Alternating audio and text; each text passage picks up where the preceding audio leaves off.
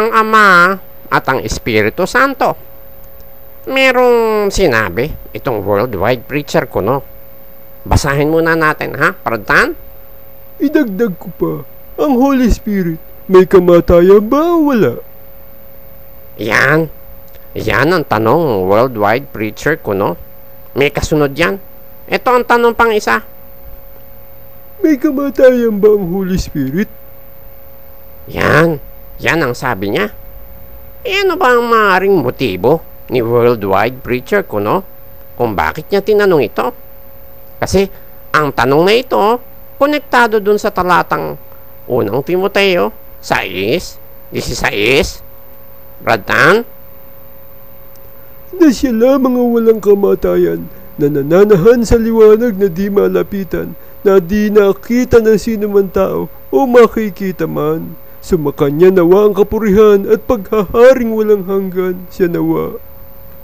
Yan sa talatang yan na tumutukoy sa Ama, na siya lamang ang walang kamatayan. Gustong palabasin ni worldwide preacher ko, no, na hindi absolute yan, na hindi lang ang Ama ang walang kamatayan. Kaya niya tinanong kung ang Holy Spirit ba may kamatayan. Kasi kung mapapalabas niya na meron pang ibang walang kamatayan, kung posible yon, posible din na sina Elias at Enoch wala ring kamatayan at nasa langit na at may malay. Yan ang isang possibility kung bakit gusto niyang palabasin na hindi absolute yung banggit sa 1 Timoteo 6:16 na ang Ama lamang ang walang kamatayan. Ngayon, i-out of the way muna natin. Ang Holy Spirit pa may kamatayan? Basahin muna natin, ha, sa Hebreo 9:14. Pradhan?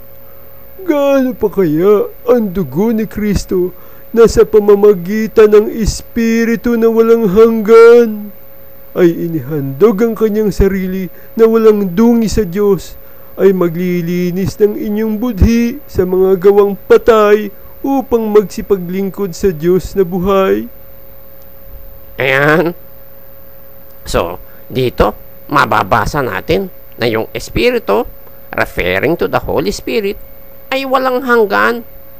So, dito, ha, alam na natin na walang kamatayan ng Holy Spirit.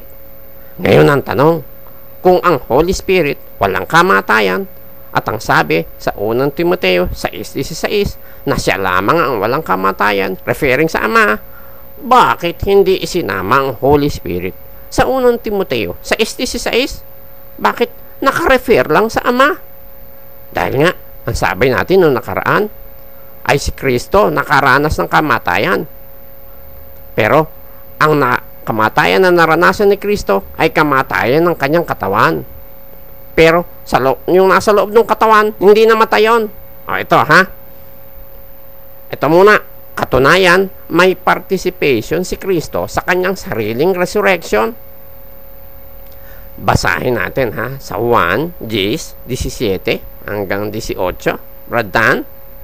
Dahil dito'y sinisinta ako ng Ama, sapagkat ibinibigay ko ang aking buhay upang kunin kong muli. Sino may hindi nag-aalis sa akin ito, kundi kusa akong ibinibigay. May kapangyarihan akong magbigay nito, at may kapangyarihan akong kumuhang muli. Tinanggap ko ang utos na ito sa aking Ama. Ayan, si Kristo mismo ang nagsabi. Ibinibigay niya ang kanyang buhay upang kunin niyang muli. May kapangyarihan siyang magbigay at may kapangyarihan kumuhang muli.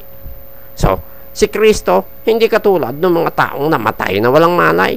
Si Kristo, ibinigay niya ang kanyang buhay at kinuha niyang muli. Kaya ito ang nagpapatunay na ang namatay lang kay Kristo ay ang kanyang katawan. Nakaranas si Kristo ng kamatayan. Kamatayan ng kanyang katawan. Ayan, ngayon, balikan na natin, ha, ang Holy Spirit. Tingnan muna natin, sino ba ang Holy Spirit ayon sa Biblia? Basahin muna natin, ha, itong nasa Mateo 3:16. Pradhan? At nang mabautismohan si Jesus, pagdakay umahon sa tubig, at narito, nangabuksan sa kanya ang mga langit, at nakita niya ang Espiritu ng Diyos na bumababang tulad sa isang kalapati at lumalapag sa kanya. Ayan dito sa puntong ito, nabautismohan si Jesus sa ilog ng Jordan at nakita niya ang Espiritu ng Diyos na bumababang tulad sa isang kalapati at lumalapag sa kanya. So, dito, yung bumababang tulad sa isang kalapati ay tinawag ng Biblia na Espiritu ng Diyos. Basahin nga natin sa Lucas kung sino itong Espiritu ng Diyos. 3:22 ng Lucas, Bratan. At bumaba sa kanya ang Espiritu Santo na may anyong katawan tulad sa isang kalapati at nanggaling ang isang tinig sa langit. Ikaw ang sinisinta kong anak, sa iyo ako lubos na nalulugod. Ayun, yun palang Espiritu ng Diyos na bumababang tulad sa isang kalapati o may anyong katawan tulad sa isang kalapati ay ang Espiritu Santo. So dito ang equation pala ganito. Espiritu ng Diyos ay ang Espiritu Santo. Meron pa ba tayong ibang patunay sa Biblia na ang Espiritu ng Diyos ay ang Espiritu Santo? Basahin naman natin ito sa 13:11 ng Marcos, Bratan. At pagka kayo'y dinala sa harap ng mga kapulungan at kayo'y ibigay, ay huwag kayong mga balisa kung ano ang inyong sasabihin, datapwat ang ipagkaloob sa inyo sa oras na iyon ay siya ninyong sabihin, sapagkat hindi kayo ang magsasalita kundi ang Espiritu Santo. Ayan, yan ang sabi ni Kristo sa mga alagad niya. Huwag kayong mga balisa kung ano ang inyong sasabihin, sapagkat hindi kayo ang magsasalita kundi ang Espiritu Santo. So, hindi ang mga alagad ang magsasalita, ang Espiritu Santo.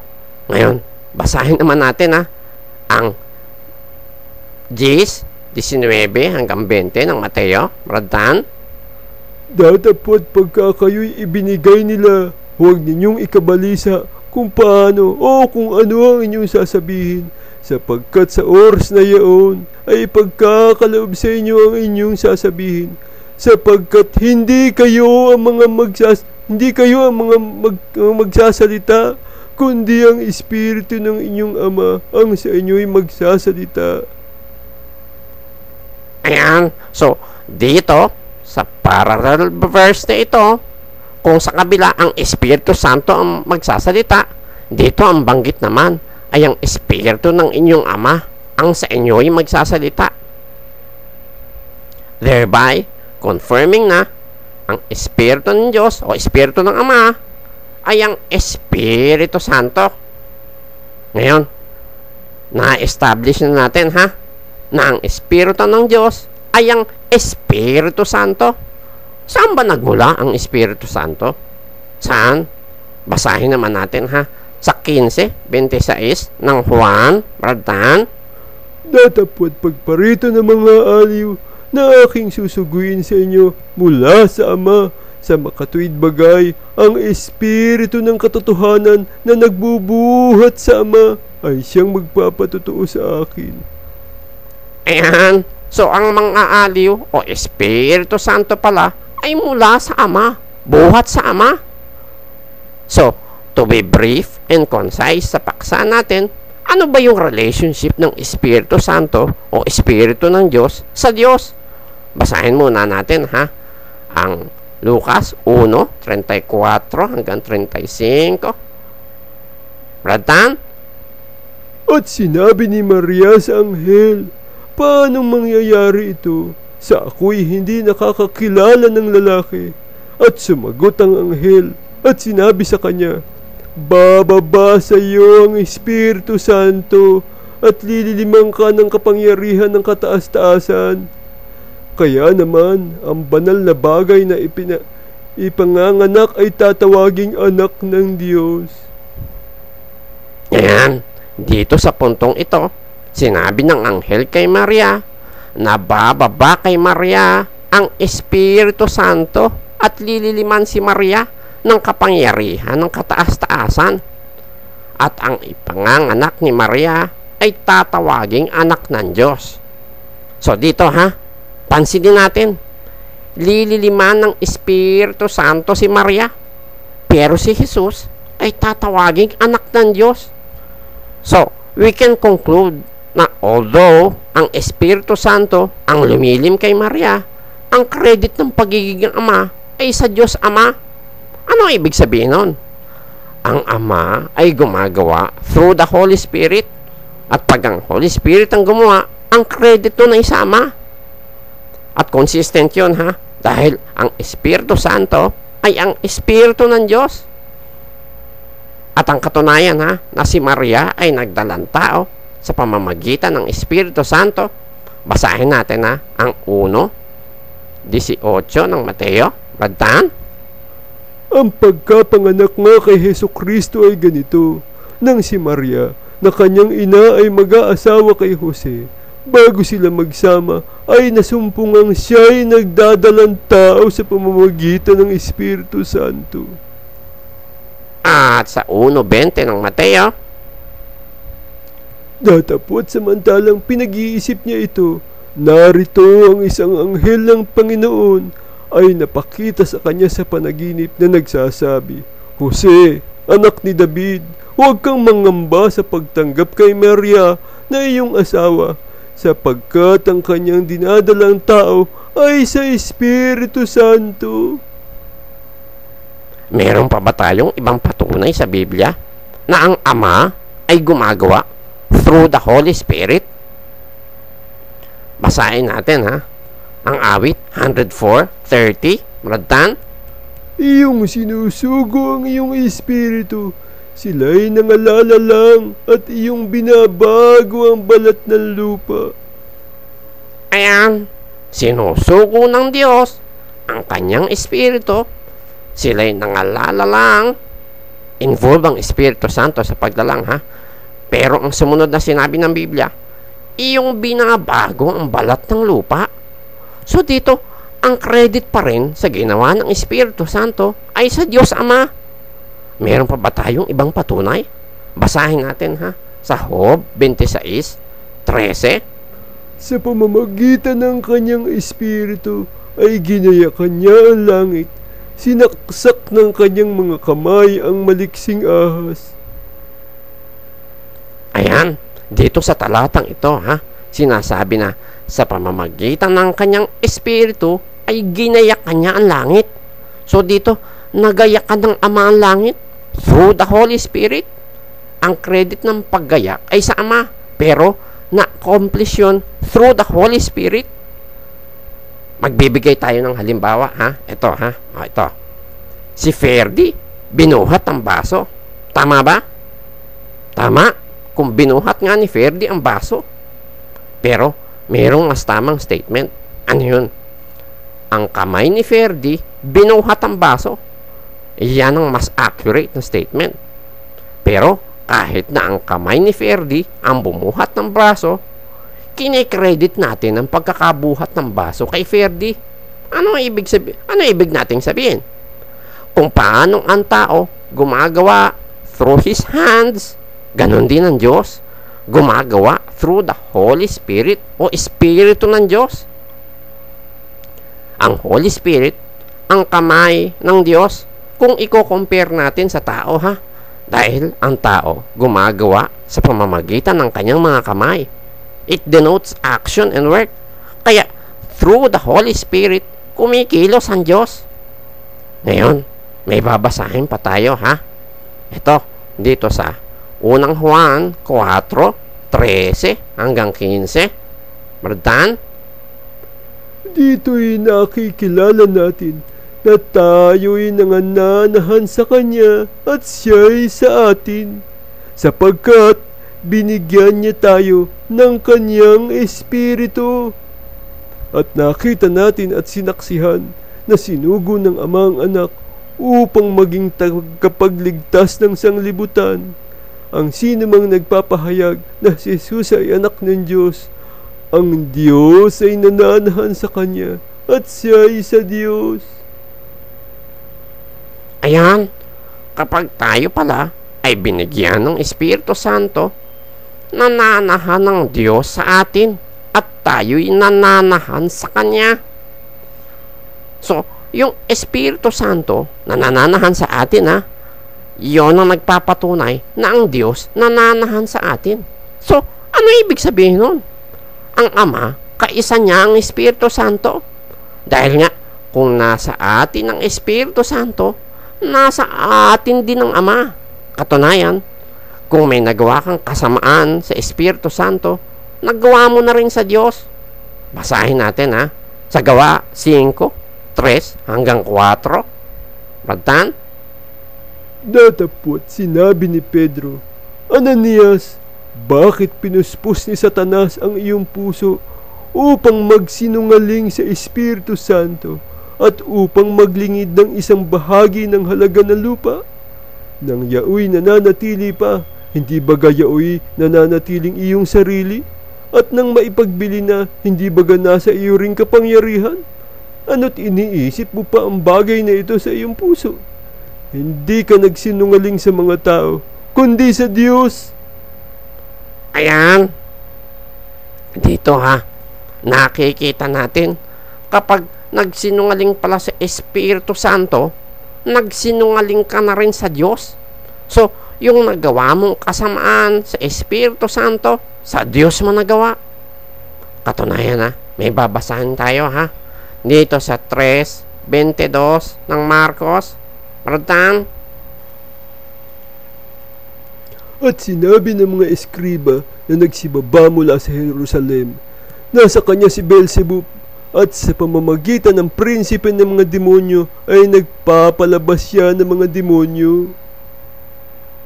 Ayan, dito inaakusahan si Kristo ng mga eskriba na nagpapalabas si Kristo ng mga demonyo sa pamamagitan ng prinsipe ng demonyo. Ano ngayon ang sabi ni Kristo? Ituloy lang natin 28-29 ng 3 ng Marcos. Bratan? Katotohanan, sinasabi ko sa inyo, ipatatawad ang lahat ng kanilang mga kasalanan sa mga anak ng mga tao at ang mga kapasungan nila kailanmat sila'y magsasalita ng kapusungan. Datapwat, sino mang magsalita ng kapusungan laban sa Espiritu Santo ay walang kapatawaran magpakailanman, kundi may kasalanan ng isang kasalanang walang hanggan. Ayan, mabigat na kasalanan pala itong kapusungan sa Espiritu Santo, dahil ito ay walang kapatawaran magpakailanman, at yun ay kasalanang walang hanggan. Ano ba ito? Ano ba itong kapusungan sa Espiritu Santo? Ituloy lang ulit natin ang basa sa 29:30 ng Marcos 3. Bratan? Datapwat sino mang magsalita ng kapusungan laban sa Espiritu Santo ay walang kapatawaran magpakailanman, kundi may kasalanan ng isang kasalanang walang hanggan, sapagkat sinabi nila, siya'y may isang karumal-dumal na espiritu. Ayun, yung pala yung kasalanan ng isang kasalanang walang hanggan. Nung sinabi ng mga eskribang siya'y may isang karumal-dumal na espiritu, yun yung magsalita ng kapusungan sa Espiritu Santo na walang kapatawaran magpakilanman, na ang mga gawa ng Diyos ay sabihin mong sa gawa ng demonyo. Kaya dito nakikita natin na ang mga gawa ng Diyos ay sabihin mong sa gawa ng demonyo, isang kasalanang walang kapatawaran. Dahil pagsasalita yun ng kapusungan sa Espiritu Santo, evidently, nakikita natin din dito ang koneksyon ng Espiritu Santo sa mga gawa ng Diyos. Nagpapatunay na gumagawa ang Diyos sa pamamagitan ng Espiritu Santo. So at this point, meron tayong mga mailalatag na mga premises na napatunayan na natin Number 1, ang Espiritu ng Diyos ay ang Espiritu Santo. Number 2, ang Ama ay gumagawa through the Holy Spirit. At pag ang Holy Spirit ang gumawa, ang credit nun ay sama. Number 3, ang Ama kaisa ang Espiritu Santo. Idagdag na natin din yung mga ibang natutunan natin sa mga nakaraang paksa, ha? Number 4, ang kamatayan ay paghihiwalay. Physical death, ang katawan nahihiwalay sa Espiritu. Spiritual death, pagka nahiwalay sa Diyos, namumunga ng spiritual death. Number 5, sa Ama, death is not a possibility in any form. So, using the premises na na-establish na natin, ha? Magtatanong tayo. Number 1, pwede bang ihiwalay ang Espiritu Santo o Espiritu ng Diyos sa Diyos? Ang sagot, hindi. Kasi kung ihihiwalay natin ang Espiritu ng Diyos sa Diyos, magiging Espiritu na lang siya. Hindi na natin alam kung kaninong Espiritu siya. Pwedeng Espiritu ng tao o Espiritu ng demonyo. Kaya ang isang Espiritu nagiging Espiritu ng Diyos kapag ikinapit na natin ang pangalan ng Diyos doon sa Espiritu. Kaya siya tinatawag na Espiritu ng Diyos kasi Diyos ang nagmamay-ari ng Espiritu na yon. Number 2, bakit walang kamatayan ng Espiritu Santo o Espiritu ng Diyos? Ang sagot, kasi tandaan natin, ha, sa premise natin, ang kamatayan ay paghihiwalay. At dahil ang Espiritu Santo ay Espiritu, hindi siya pwedeng makaranas ng physical death. At hindi rin siya makakaranas ng spiritual death. Dahil ang spiritual death ay paghihiwalay sa Diyos. At alam na natin ang Espiritu ng Diyos ay hindi pwedeng maihiwalay sa Diyos. Therefore, walang kamatayan ng Espiritu Santo o Espiritu ng Diyos.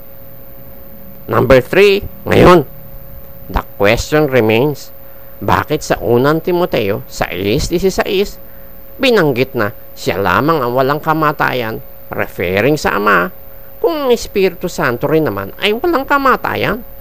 Ang sagot, kung ang Ama walang kamatayan, ang kaniyang Espiritu wala ding kamatayan dahil kaisa ng Ama ang kanyang Espiritu. Kung sa Ama, death is not a possibility, kasama yung kanyang Espiritu doon. Dahil ang Espiritu ng Diyos hindi masi-separate sa Diyos. Kaya nga nakakapanahan sa atin ng Diyos dahil tayo ay binigyan niya ng kanyang Espiritu. Kaya nananatiling tama ang banggit sa unang Timoteo 6:16 na siya, ang Ama at ang kanyang Espiritu, lamang walang kamatayan.